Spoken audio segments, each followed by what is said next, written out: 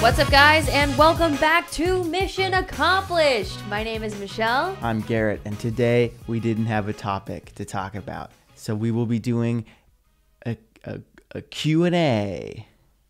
Game show music. And that's right, today we are doing a Q&A. That means question and answer. Okay, so today, guys, we're going to be doing a Q&A asking, and, well... asking questions? I will be asking questions. Michelle will be answering questions. You're not asking questions? No, I will be asking questions. You'll be answering questions. You're not answering questions? Oh, answering? I'll answer any that are directed toward me. Okay, fine. Mm-hmm. Well, today, this is guys, called a new segment called Michelle's Hot Seat. Whoa! Fire sound. Hot seat. Michelle's Whoa. Hot Seat. Michelle, you're on the hot seat tonight. Yeah. Baby. Okay, and you guys submitted these questions on Garrett's Instagram. So, minor plug to go follow Garrett if you want to ask a question on the next one. I don't know if you guys know, I have a secret Discord server that exists now. Yeah, tell them about this, because this is some code breaker shit. I have a secret Discord server. If you're familiar with Discord, great. If not, I'm not going to explain it to you. You have Google. But on the server, in order to get the code to access my server, you have to solve a series of puzzles, jump through a series of hoops. Well, not just puzzles and hoops. Like, it's a treasure hunt around the internet. Like, yeah, I mean, you've left clues all over the place, and people don't even realize. Yeah, and we have a great chat going on in there. I'm active all day in it, so it's a really fun way to interact with the people who have solved it. There are about 20 of us in this Discord server. I will give no other information about what's in the server and what it is, because I don't want anyone to know that's not in it. Well, for anyone curious, what's the first clue? Follow the maze. That's all they get. That's all they get. That's it. Good luck. I'll see you in the Discord server. Now, time for our first question. Are you ready, Michelle? Yeah. All right. Hit me. All right. And our first question is from Ryan O. Boyle. Okay. All right. Ryan would like to ask, what is your training plan for PogChamps 3? Second question that Ryan submitted, how are you liking chess so far? So if this is interesting to you, hearing the words chess and training, and you don't know why, Michelle, why are these words being used together and in reference to you? Okay. That was the most roundabout way. What you just did there was a professor asking you to hit 100 word count limit on an essay, and you nailed it. You just did that. I nailed Congratulations, it. A+. Okay, wait. I saw a hack online. Sorry, ADHD. Okay. I saw a hack online about people changing the font size of periods in your paper. Oh, yeah. People did that. I never knew that until after college. college. You change the size of the period to be slightly bigger, and then your entire paper will, like, add several lines. That's incredible. And no one would ever notice that. I mean, It really begs the question, though. Would you rather spend 30 minutes increasing the size of your periods, or just write 2 more sentences 100% increasing the size of my periods. Okay, so guys, this is really exciting. I'm super, super jazzed about this. We are finally doing challenge accepted chess, people, ladies, gents, humans alike. We're doing chess. I'm really excited about it. A lot of people have been requesting this video for a really long time. I've been wanting to make this video. You've been wanting to do this for a really long time, and we just haven't. Here's the truth, guys. Michelle didn't want to. I didn't want to do it. Michelle didn't want to. She didn't think it'd perform well. But then, all of a sudden, out of the sky appears the Queen's Gambit. Oh, and now everyone loves chess. Wait, there's a chess boom on Twitch. Everyone loves chess. You try to buy a chessboard for Christmas, you can't. Impossible. They're all sold out. We tried to buy a chessboard for this damn video. Impossible. Unless you're buying hard. like a $10,000. No, those are sold out, man. I checked that too. Oh my God. Not that we would get one. Did you try Etsy? Yeah, they just take too long because they're so backed up. Okay, with fine. orders. So everyone wants to play chess. It's obviously popular But now you want to because play of chess. the Queen's Gambit. So, of course, the Queen's Gambit was a part of the inspiration, but also I'm going to be completely honest. Another reason I didn't want to do it before is because I was scared to do it, and I Okay, will own up to that. So let's unpack this. Why were you scared to play chess? Because it is, I say this as an amateur, I consider it to be a 99% cerebral game, challenge, experience. And I feel most at home in the physical space. And so doing something cerebral, mental, like intelligence-based type thing scared me because, I don't know, I feel like I haven't used my brain in that way in a few years since college. You know what I mean? Mm-hmm. I was supposed to be a math major, and I dropped out of that quickly. Yeah. And I feel like whenever, like, for some reason, I feel like if I try something physically and I can't do it, people can at least visually see the effort and, say, oh, she tried. Or at least even visually see the failure, which makes good content and it's a good story. Right. Now, with a cerebral challenge, I feel that, let's say I'm playing a game of chess.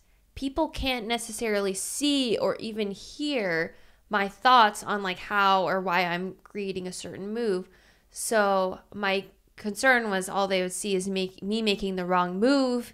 And also that by failing at chess or being bad at it or not having the right type of intuition in chess, that it would be a reflection on me as an individual and how smart I am. So like this there are some situations in Challenge Accepted where I say, you know what, my body's not capable of doing a backflip on ice skates or whatever the heck it is, and that's okay. Now with the mind stuff, I feel like it just reflects so much more societally on who you are as a person, that if you're not smart enough in chess or you're rating or, figuring things out, then it reflects on me and how smart I am in my everyday life, how smart I am running my business. All of it is, it feels very connected. And also, like, it's one thing, I don't know, I feel like being told you're dumb, yeah, that just sucks. It feels almost unfixable.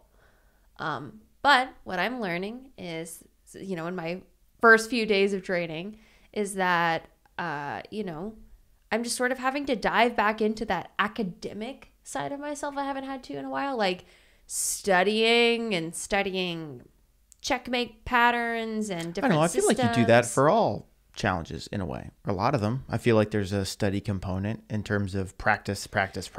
Yeah, with my body, but it's not like sit down and memorize. Well, I'll say this. I feel like moves. Generally you will apply your body, you will practice the same movements over and over until you get it. And then we did the gaming Challenge Accepted, which forced you to take everything you do physically and put it all into your fingertips. And how can you do that? And it added some of that cerebral component that you're talking about with chess. But I feel like gaming is primarily, it is the physical component of training your hands to move quickly. Well, that's what I'm saying. I'm saying eye coordination. We're slowly getting it from like your body all the way to just your mind. I know. And I think this is a challenge that's rooted in this insecurity you have with intelligence. And all of our episodes, we've talked about this on the podcast before. All of our episodes for Challenge Accepted, are rooted in a fear. And the way that we create episodes is you say, I want to become a firefighter, but I'm not brave enough. I want to become a chess champion, but I'm not smart enough. I'm not smart enough. So they all have to have this, I want this thing, but I can't because of this obstacle. And that obstacle, fear, insecurity, that's what we explore. So we have not yet done a strictly intelligence-based challenge yet, and that's what is exciting to me. But like what you said, the biggest challenge for me, not even doing the challenge, but from a behind the scenes standpoint is how do we visually show this this journey? Because So it's going to be a new type of storytelling. Like when you were saying, when you fail, you know, when you fall on the ice skate, you know, figure skating, you can tell that hurt, that you failed, that you messed up, and you can see the mistake. When you move a chess piece wrong, somebody at home might know that was the wrong move, but like it's hard to get instant feedback that was the wrong move, or that you might not even realize it was the wrong move. Because an audience watching my figure skating video might be able to watch and not know the names of the moves or know how well I executed the moves, but they can at least make their own artistic, intuitive choice on that looked good. Yeah. She fell on her face there. That was bad, you know? Yeah. So we have a storytelling challenge, which is exciting for me. We need to figure that out. We have a lot to figure out. But generally, so just so you're all aware, the question specifically first asked, what are you doing to train for PogChamps 3? So now, I just want to explain what yes. PogChamps is to people. So as you guys know, in all Challenge Accepted episodes, we always like to have some high stakes finale because obviously. And so for this one, I am actually going to be taking part in PogChamps 3, which is a chess tournament, guys. This is a Twitch chess tournament featuring 16 big streamers or online personalities, ranging from MrBeast, Pokimane, one of the best poker players in the world, Myth, Ludwig. There are XUC. There are a lot of people packed into this tournament, and another interesting guest, one of your favorite actors from The Office. Rainn Wilson, y'all. Rainn Wilson. I don't know how they got Rainn Wilson, but Rainn Wilson's playing chess. And you might be playing against him. And I might be playing against him. So that is our final challenge. It will be streamed live on Twitch. So you guys can actually watch it. And not just the final challenge. You will be able to watch, similar to the gaming video, I'll be streaming chess. Most people weren't following you on streaming chess. Most people weren't following you on Twitch when you were doing the gaming video, so they weren't able to follow along with your progress. Now a lot more people are following you on Twitch, so now all those people will get to see your training as you. And just to explain, because of the pandemic, in-person chess tournaments just aren't happening. Everything's online now, so this will all be handled online, virtually, which is really exciting that it's possible to do. Yeah, but we have some cool ideas on how to, I guess I'll just say, bring in the real life component of chess and over the board chess. But I shan't reveal more. Yeah, should be fun. Should be exciting. So training's going well. You had your first lesson. Yes. Just give without revealing too much, just like, how are you feeling after your first hour-long lesson? Well, that's not the only thing I've done. So I've had a private one-on-one lesson with Gotham Chess, Levy Rosman. He's amazing. Really, really big Twitch streamer and YouTuber. He does chess. He's a chess influencer, and he's an international master. Introduce him as an international chess master. Guys, he's an international chess master. Who now streams and impressive record, as you can imagine. He's been playing chess since he was 5, and he gave me a ton of homework. So like I've been spending hours every single day doing chess, watching videos, doing puzzles. But then after a few days of that, I got to have my first lesson on Wednesday, 2 days ago. Yeah, my first lesson. And guys, chess is hard. And that is something that's obvious and that we already knew. But I wasn't expecting to feel brain fried at the end of every session that I do. By the time we get to the end... You didn't expect that? I feel like you expected that. I guess the difference is I don't even, like, we'll get to the end of chess training and I'm like, I don't even know what 2 + 2 is. Like, my brain doesn't work anymore.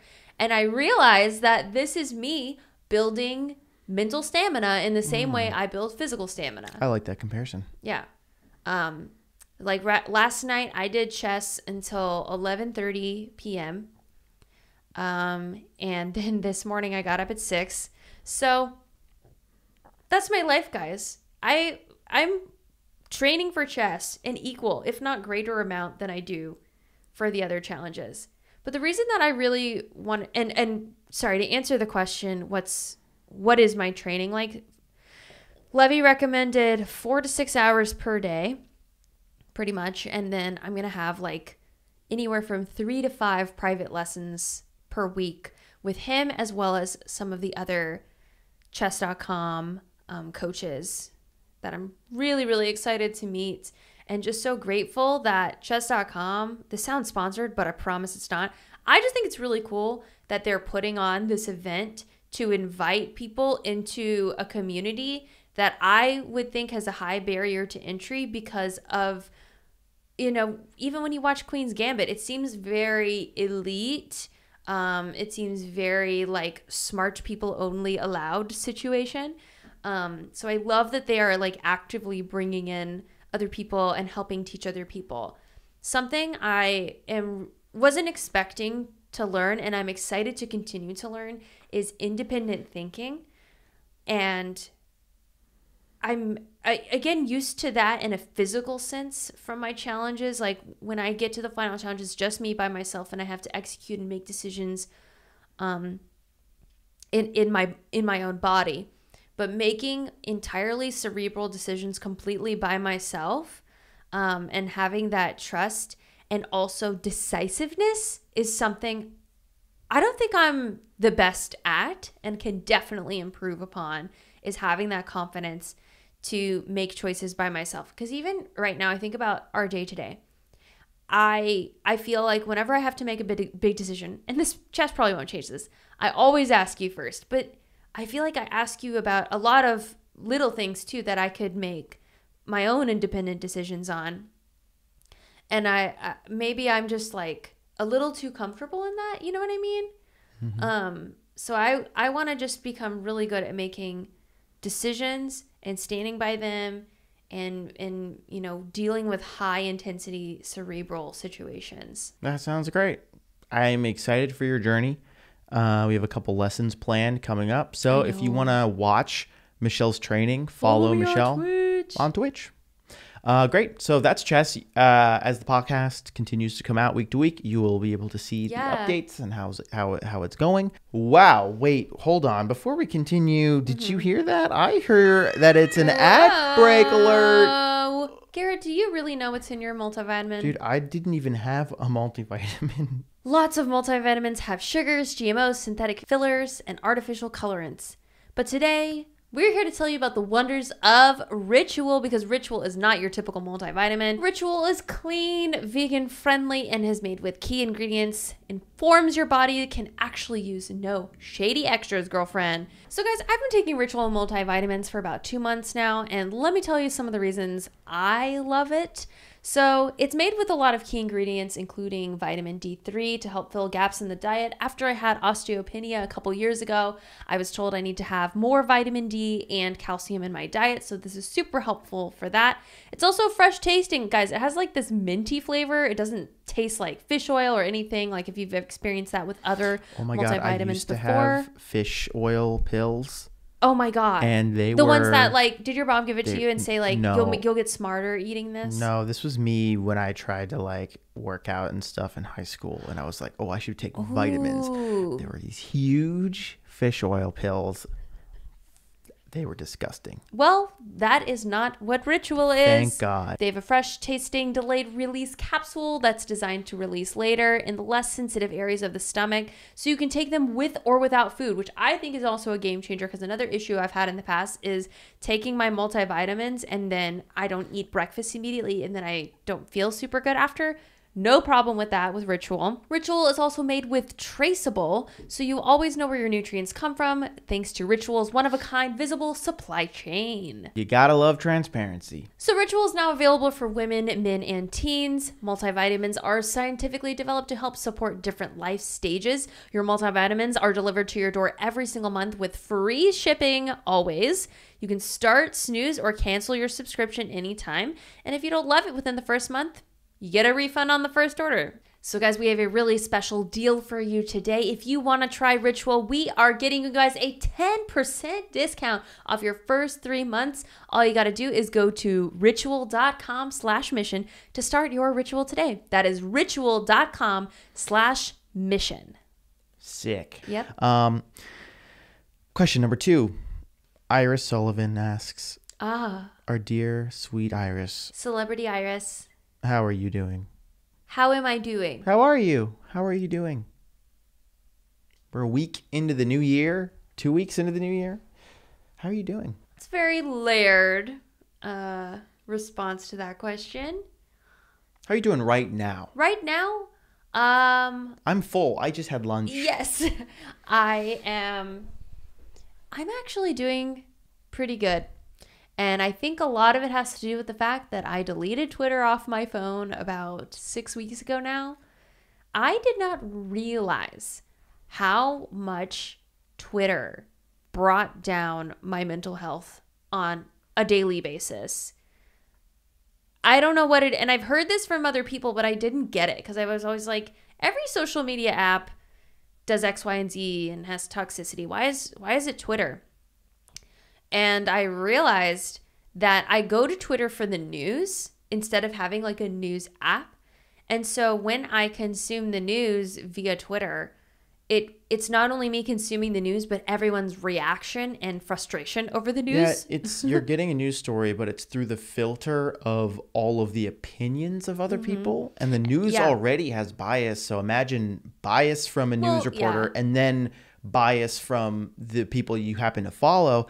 Now you have this version of the news, and who knows how accurate it is. And the bias is one thing, but I also think just like the emotional reactions, my consumption of all of that was getting to a point where it wasn't serving me or serving the people I want to help. And so I just decided to remove it off my phone. And it's been great. I'm glad to hear I still know everything that's going on in the world enough to understand. I don't know everything going on in the world, but like the main events, like, you know, the feeling of like, oh, if I delete social media, I'll be left out kind of. I don't feel that way. I feel a lot more peace. And you know what? Honestly, I'm not going to lie. You not knowing what Bean Dad was, that's not a big deal. No clue what Bean Dad was. And you don't ever need to know. Not one single clue. That's great. That's good for you. That means you are on the right path. How are you doing? I told you I'm full because I just had lunch. And I feel good because I have Dungeons & Dragons tonight at 7 via Discord. Very excited about that, as always. Iris, thank you for the wonderful question. And I hope you are doing well. And Iris, how are you doing? Iris's birthday was recently, too. It was. Happy birthday, Iris. Happy birthday. The next question from Paris Kevy. I don't know. Maybe saying that wrong. They ask, what is your guilty pleasure? Guilty? Guilty pleasure. I can answer that first for me. For me, now I have high standards, I think, for like movies, TV show, storytelling. But I love trash reality TV. I love it. Absolutely love it. Survivor, one of the greatest shows of all time. Yeah. Just don't even challenge that. Okay. We're getting through Survivor right now. We're like rewatching all the old seasons. It's been a blast. You're rewatching. This is my first time viewing. I didn't grow up on reality TV. As someone who's never seen Survivor until like now, what are your thoughts? Oh, Jeff Probst is the GOAT. I mean, I look up to him so much as a host. I think he is so good at hosting, and people, myself included, I don't think fully can understand it unless you've hosted something or appreciate how important and integral having a host is. Yes. And if you don't think you understand, or you're interested in knowing how you could see, watch season 1 of Survivor and see what Survivor's like without challenge commentary. And it is a complete, I mean, season 1 of Survivor is still amazing, but watch it and realize, wow, we have gone a long way from where reality TV Or started if to you, what hosting is now. you know, watch the show and then imagine, like, cut out all the things Jeff says. You would have no idea what's going on, no way to understand the challenges or the events. And the fact that Jeff, I mean, he's an executive producer of the show as well. I mean, he clearly is really integral to everything going on. He knows just the level of information he knows about all of the participants and the way they interact with each other when he calls them out and asks them to answer questions. It's very, very smart the way he does it. And also the way he just delivers information so well, so cleanly, and with like a friendly voice at the same time. I think Jeff has a really, really amazing host voice in that it's part, like, it's professional and it's to the point, but also you still feel like Uncle Jeff, like he's my friend in a way, kind of thing, which is really cool. So my guilty pleasure? What is your guilty pleasure? Doesn't have to be media. It could be anything. Probably my blankie. Is that a guilty pleasure? You can use that. I have if you a want. security blanket. Okay, do you want to talk about that? I have a security blanket. Okay, we don't have to go into that. I love my security blanket. Its name is Silky. I've had it since I was 12, and before that, there was Pilly. Rest in peace, Pilly. R.I.P. F's in the chat for Pilly. Both of them are made out of satin, and I just love, like, I don't know. I feel like that was my favorite fabric. Pilly 1, there were 2 Pillies. Pilly 1 got left on a family road trip in a hotel. Tragic. And I cried for hours, and my parents called the hotel and they couldn't find it. But I know it's there. I know it's in that hotel. Pink Pilly. But then my grandma, you know, very kindly made Blue Pilly, which was Pilly's replacement. Well, no one can replace Pilly. Obviously. But then we got Pilly. And then, you know, I got bigger. Where did Silky come from? Do you know where you obtained? Pottery Barn Teen. Oh. The catalog. Wow. I know this because when I turned 12, I got to, like, pick some new things out for my bedroom. And I thought Pottery Barn Teen was so cool. So I got this pink comforter that's made out of satin. And then I got the mini blanket, which is Silky, and it's lime green. So I had a pink comforter, hot pink comforter made out of satin, and then, or I guess satin alternative, I don't know. And then I had the green smaller one, which is like a lap blanket. But then when I went to college, I couldn't bring my comforter with me, so I just brought Silky. Silky's been with me ever since. Very trustworthy. I love Silky. A loyal companion. I'm not going to show Silky, though. That's fair. Silky's just for me. Let's keep it that way. Okay. All right. Next question. Chocolate Jip Cookie asks, what are your favorite shows, movies, streams, or other media at the moment?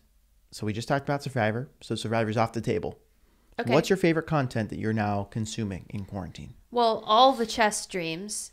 Love watching Gotham Chess, Anna Chess, Hikaru. I just think they're all super entertaining and also really educational. Like, I learn watching their streams, which is really cool, but they also make it really fun.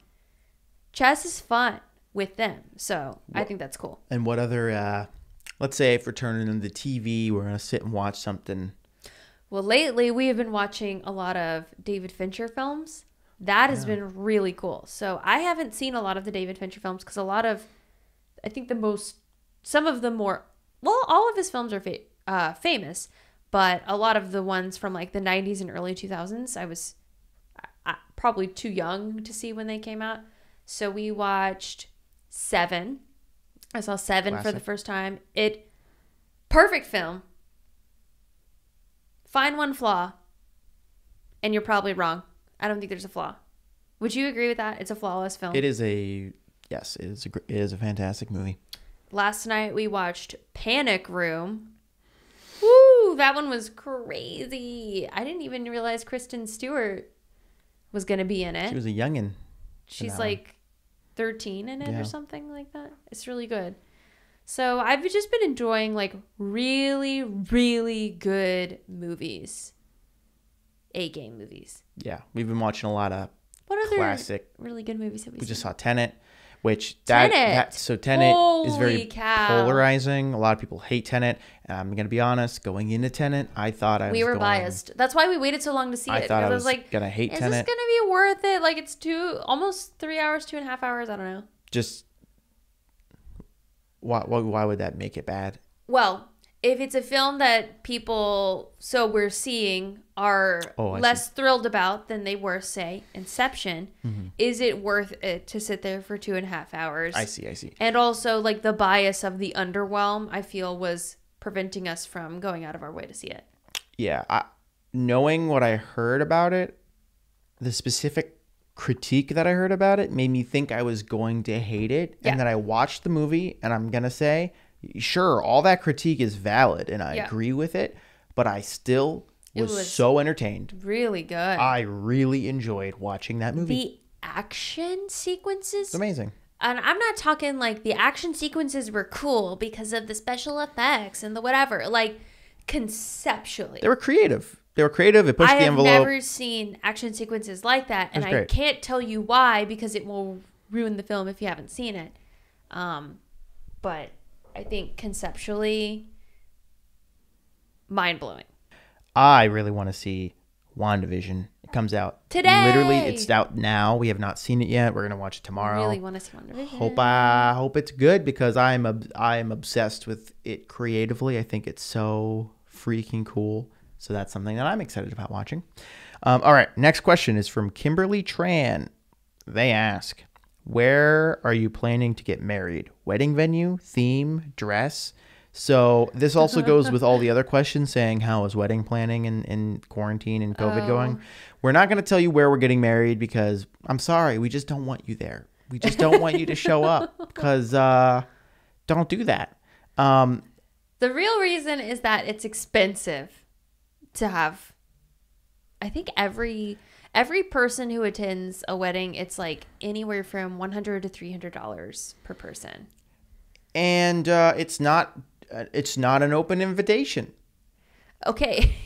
Sorry guys. But we will be making a video series. Yeah, you'll see it in the video. Yes. But so you won't know where it is, but it is beautiful and we are very excited. The biggest issue that we have right now, planning, is obviously there is a pandemic occurring, and I know vaccines are getting rolled out, and that's cool and fun, but we refuse to compromise the idea of putting our family members and family at risk to go to our wedding. So as long as there is major risk to our loved ones, we just won't do it. That's just our personal choice. Yeah, so... And I think we're of the camp of like, if it has to, if this is the way of life for the next 5 years and has to be on Zoom or whatever, I don't know. I don't even know how to conceptualize that. So, I mean, I would rather just like elope, like let's go, but we can't even elope. You can't go anywhere. That's the point. Okay. Anyways, wedding planning has been pretty uneventful because we can't confirm or schedule literally anything until we know the state of the world. We do have our venue locked. We have a date picked for later this year, but we don't want to book all the vendors and then have to pay rescheduling fees if things continue to be the way they are. As of right now, things are pretty bad. And I just feel weird planning for an event that requires, 100, 150 people to gather during a time in the world where that hasn't been safe to do for almost a year now. Like, I wish that we could be planning it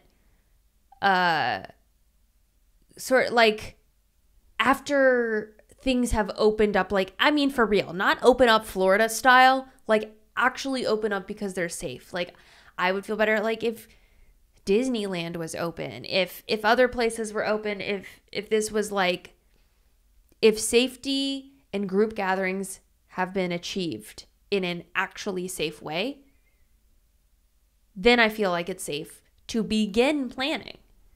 Until then, I don't know. So we're kind of in limbo right now. We did entertain the idea of pushing it back. But yeah, we're kind of in a weird spot where you don't want to push it back indefinitely, and you want to live your best life now and whatnot. But weddings are so expensive and also so special that we want to make sure that it gets to be that special event in the way we have perceived it to be. Obviously, a lot of people have done smaller weddings, Zoom weddings, whatever that may be, and had a wonderful experience and saved a ton of money. I would say we're just not quite there yet because it's still kind of far out because it's scheduled currently for the fall. Yeah, we originally planned our wedding super far in advance because all this started happening literally right after we got engaged. So now we're getting close to that date and we're like, well, do we need to push it further? So that's our dilemma right now. But that's how that's going. I am so like ready to like, let's just do this, but we have to do it right and safely and smartly. Yeah, and like some people have suggested, well, just go to the courthouse and like get the certificate and then have the ceremony later. I don't know. I don't want to do that. Mm-hmm. Well, I'm not personally jiving with that at this current moment. Another question that I've received that I feel is in line with this topic. Adrian asks, are you guys planning to have kids? I think we've answered this once on the podcast before. I want a child or multiple. Who knows? 100%. I love kids. 100% is not enough to describe how much you want a kid. I want to be a dad so bad. It sounds so much fun. Oh my gosh. I can't wait for family Dungeons and Dragons sessions. It's going to be amazing. But yes, we want kids. You want kids, right? It's not just me. Yes. I'm terrified of pregnancy as a concept. Because I've just been imagining you pregnant recently. Like I'll come over and I'll just like touch your belly and I'm like, I know you're not pregnant, but like it's fun to This pretend. is why we want to get married. Yeah. I wasn't excited about having a kid or like really thinking about it until we got together. And obviously you are really into the idea. But the first time you told me I want a kid, like you told me that like within a week of us dating, you're like, I can't wait to be a dad and have a kid. And that wasn't to put pressure on you. That was just like, these are my life aspirations, life goals. Like, and that is my dream. Like, wow. I don't think I've allowed myself to be entertained by this idea because number one, I've always just been career, which is unhealthy at the time, was unhealthy. It's different now. And then number two, I don't think I've dated anyone who I could actually imagine being a dad, which is really telling of potentially why none of my prior relationships worked out. And I don't know. I think it's really hot. I'll take it. Because it shows how caring you are and loving. And then when we did the Face app and we saw what our kids are going to look like. And I was like, wow. They look good. They're going to look good. We're going to do Lego structures. We're going to do blanket forts. Yeah. It's going to be baller. I'm going to teach them how to play Smash Brothers. This is going to be good. All right, next question. This is from Pesky Pryor. They ask, when you're both feeling a bit low, what is one thing that you do that can always cheer you up? Why don't you answer? Okay. A lot of things. Obviously, Michelle makes me happy. If I'm feeling low, I just cuddle into a little ball near her, and then she pets me, and then I feel like I'm on top of the world. For me, it's music. I am obsessed with Blink-182 and Angels and Airwaves, so all I have to do is listen. If I'm in I need to be energized, I listen to Blink. If I need to just feel like Buy it. we can make fun of Tom DeLonge all we want, and I support it. If I listen to Angels and Airwaves because I want my soul to feel better, that's what I do. Immediately I listen to one song and I'm like, wow, I feel rejuvenated. All it takes is me listening to 2 minutes of their music and I'm back on track. So that's what I do. Music therapy for me, easy solution. What about you? Exercise. That's a big one for you. Always, every time I enter the gym, I exit feeling better. Now speaking of that, quarantine, right? Working out has all been at home, and how has that been this year? I know we've touched on it a few times, but do you feel like how have you been able to stay on track doing that? Well, I've actually continued working with my trainer, even if virtually. And that's been good, having an accountability partner. We work out together, which has been so great. I'm so proud of you. And it's been 5 days a week for over a year now. I'm very proud to be able to say that. Yeah. We're still going. It's been fun. How are you feeling about exercise? I feel good. I feel good that I... think about the first day of Extreme Body Makeover. Yes. To now. How has your perception and relationship with exercise changed? Before, exercise was something I just didn't want to do. If I didn't have to, I would get out of it if I could. I still do that sometimes. Try to get out of it. But usually for good reason. Now it just is a part of my life, which is nice. It's just oh yeah, we'll work out today. We'll exercise today. The coolest addition is I feel muscles in my back that I didn't know existed. So I can just move them, and I'm like, whoa, there are new muscles on my body, it feels like. So that's been a fun exploration of my own body. Awesome. I know, you're wearing a sweatshirt right now, but thank you. You look really good. I'm trying. I do it all for you and our future baby. Oh my God. I think about that too when I'm exercising. I'm like, I have to be strong so that I can support 8-month pregnancy on the front of my body. That's going to be crazy. You're going to be the perfect role model for our kid. Oh my God. Mom of the Year award. Be the best dad. What if we had a kid just now? Just bing, bang, bong. Then they could be at the wedding. Wait, should we do that? Let's have a deeper discussion about this. Not on the podcast. We can hash it out. Our parents are listening. They're like, what? Well, your mom will be very happy to hear that she will be getting grandkids. I'm sure my mom's happy too. I know you're listening, Mom. My mom listens to every single podcast. Once again, shout out to my lovely mother. All right. This next question is from Miles. My boy Miles. We all know him as the Corn Prince, one of our beloved... Follow the maze. Beloved mods on Twitch. Miles asks, since we all know corn is the best vegetable / grain / cereal crop, obviously, what is the best fruit? Oh, girl, I have an answer for this. This is why oh my God, I'm so selected excited. Does Miles know? I don't think Miles knows your obsession with this. So go ahead, talk about it. Okay. This is not sponsored, but I am available to sponsorship for what I'm about to tell you. The best fruit on planet Earth in the Milky Way galaxy is the Sumo Tangerine. Stop with the judgment. I don't think there's any judgment. With the judgment. Throw a photo up. Sumo Tangerine. Tangerine. The Sumo Tangerine is the greatest fruit this planet has ever had the blessing of witnessing. And Why? I'll tell you why. Tell me why. The Sumo Tangerine is a type of Japanese fruit, I believe. Don't quote me on this shit. I'm not an expert. I'm not a fruitologist. Okay. So basically, the Sumo Tangerine is special for a variety of reasons. I hope Madeline puts the Wikipedia page up for Sumo Tangerine and we can just see all the inaccuracies. Sumo Tangerine is special for a variety of reasons.